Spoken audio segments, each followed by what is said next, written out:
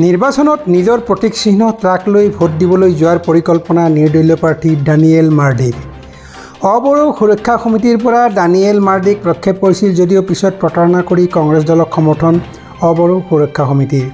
নিৰ্বাচনীত জয় হ'লে দৰং ওদালগুৰি লোকসভা সমষ্টিত ভূমিৰ অধিকাৰ সুৰক্ষিত কৰাৰ লগতে নিবনুৱা সমস্যা সমাধানৰ প্ৰতিশ্ৰুতি প্ৰাৰ্থীগৰাকীৰ। কংগ্ৰেছ বিজেপিক দুৰ্নীতিগ্ৰস্ত দল বুলি অভিযোগ উত্থাপন কৰি তামোলপুৰত আজি নিৰ্দলীয় প্ৰাৰ্থী ডানিয়েল মাৰ্ডিয়ে দৰং ওদালগুৰি লোকসভা সমষ্টিৰ ৰাইজক ট্ৰাকৰ ছবিত ভোট দিবলৈ আহ্বান জনায়।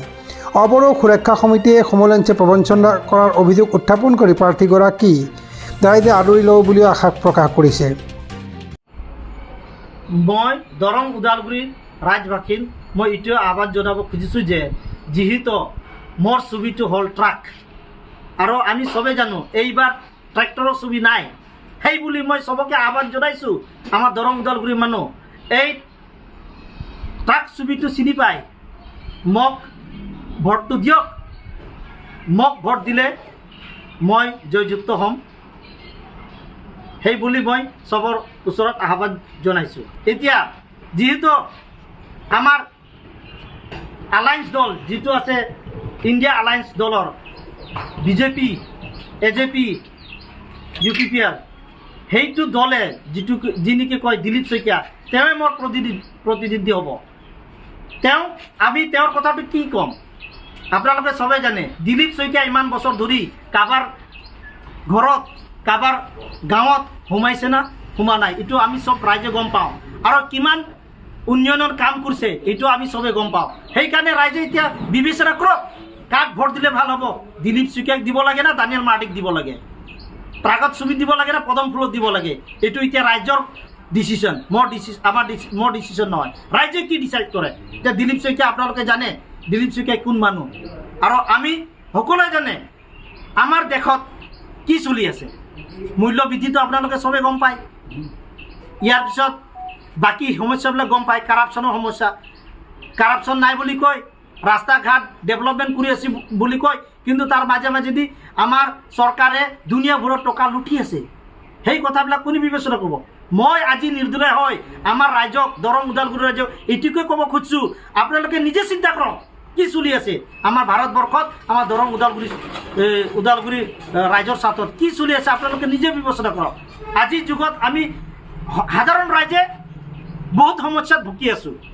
সেই বুলি আমি আগৰ দিনত আমি চবেই জানো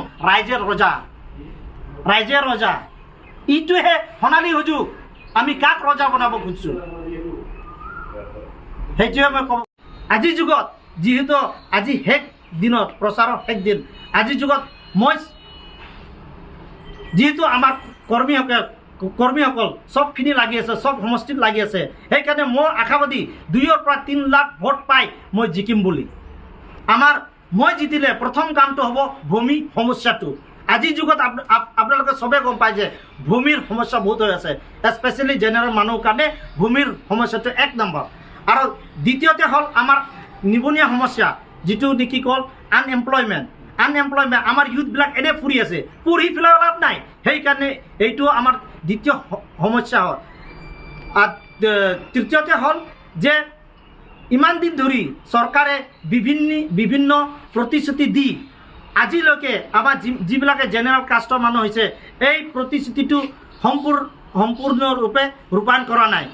সম্পূৰ্ণৰূপে ৰূপায়ণ কৰা নাই কি, আৰু অলপ হ'লে ৰূপায়ণ কৰা নাই। বহুত মানুহ বহুত আশা দিছে। এই আমাৰ বিজেপি চৰকাৰ কংগ্ৰেছ চৰকাৰে ইমান বছৰ ধৰি আমাৰ দৰং ওদালগুৰিৰ মানুহক ইমান আশা দিছে, কিন্তু আজিলৈকে সিহঁতে ক'ব গ'লে জেনেৰেল মানুহৰ কাৰণে একোৱে কৰি দিয়া নাই। মই নিৰ্দলীয় প্ৰাৰ্থীৰ পৰা খাৰা হৈছোঁ। মোক আগত দিনত অবড়ো সুৰক্ষা সমিতিয়ে মোক ছাপোৰ্ট কৰিছিল, কিন্তু আজি এনেকুৱা দেখা গ'ল যে যোগেশ কলিতা, মাধৱ ৰাজবংশী আৰু ললিত সম্ভ্ৰমহঁতে মোক বলি কথা বনাই পেলাই মোক বেলেগ দলৰ লগত মিলি পেলাই মোক বাদ দি বেলেগ দলত গুচি গ'ল। তেন্তেও মই নিৰ্দলীয় দল হিচাপে মই হাৰ মানা নাই, মই যুঁজি আছোঁ আৰু যুঁজি যাম। আৰু আমি জানো তেওঁলোকে প্ৰত্যেকবাৰে যোগেশ্বৰ কলিতাৰ কথাটো আপোনালোকে চবেই বুজি পায়, প্ৰত্যেকবাৰে তেওঁ প্ৰাৰ্থী খাৰা কৰাই ইয়াৰ পিছত বেলেগৰ লগত মেল খাই গুচি যায়। আৰু আপোনালোকে শুনি আছে আমাক এই অৱৰোহ সুৰক্ষা সমিতিয়ে বাৰম্বাৰে এই জাতি জনগোষ্ঠীত বিভাজন কৰি প্ৰাৰ্থিত্ব খাৰা কৰে, কিন্তু লাষ্টত তেওঁলোকে নিজৰ প্ৰাৰ্থীবিলাকক এৰি বেলেগক সমৰ্থন কৰে। সেইটোৱে মই ক'ব খুজিছোঁ আজিৰ যুগত ৰাইজসকল আপোনালোকে চিনি পাওক এই অৱৰোহ সুৰক্ষা সমিতি দলটো যে কিমান আমাৰ জাতি জনগোষ্ঠীৰ লগত কিমান বিভাজন আনি আছে। সেই কথাটো মই আজি এই মিডিয়াৰ থ্ৰুদি মই স্পষ্টকৈ ক'ব খুজিছোঁ যে সিহঁতে আমাৰ সমাজত বিসংবাদ আনি আছে। সেইটো আমি চবে জানিব লাগে কি আমি প্ৰত্যেকটো জনগোষ্ঠীয়ে ভালদৰে আমি এই দৰং ওদালগুৰি সমষ্টিত আমি থাকিব লাগে। সেইটো বস্তুটো মই স্পষ্ট আজি মিডিয়াৰ জৰিয়তে ক'ব খুজিছোঁ। নিশ্চয় মোৰ পৰিকল্পনা আছিল ট্ৰাক লৈ মই ভোট দিবলৈ যাম বুলি, কিন্তু আজিৰ যুগত আজিৰ দিনত মই ডাঠিকৈ ক'ব পৰা নাই যে মই ট্ৰাক লৈ যাম ভোট দিবলৈ। তেনেহ'লে মোৰ মনত আছে যে ট্ৰাক লৈ গ'লে ভাল নহয়, কিন্তু যি নেকি মই আগতে প্ৰথমত কৈছোঁ অৱৰোহ সুৰক্ষা সমিতিয়ে মোক যে যেনেকুৱা ধক্কা দিছে, মোক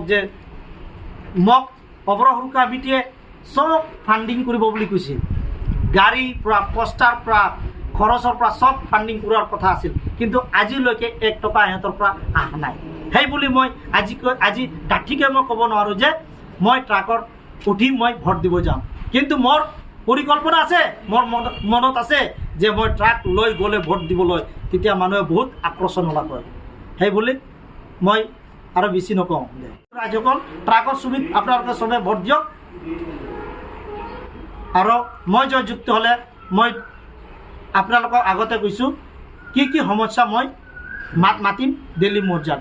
আগতটো হ'ল ভূমি সমস্যা, নিমুনীয়া সমস্যা, আনএমপ্লয়মেণ্ট, ইয়াৰ পিছত আৰু বিভিন্ন সমস্যা আমাৰ জাতি জনগোষ্ঠীৰ লগত লগ হৈ আছে। সেই সমস্যাবিলাক মই সমাধান কৰিবলৈ মই চেষ্টা চলাম। তামোলপুৰৰ পৰা আনন্দ ৰামচিয়াৰীৰ ৰিপৰ্ট, অমৃত নিউজ। অমৃত প্ৰবাহ অসমীয়া সাপ্তাহিক কাকতৰ ডিজিটেল সংস্কৰণ অমৃত নিউজ, সত্যৰ সন্ধানত অমৃত নিউজ।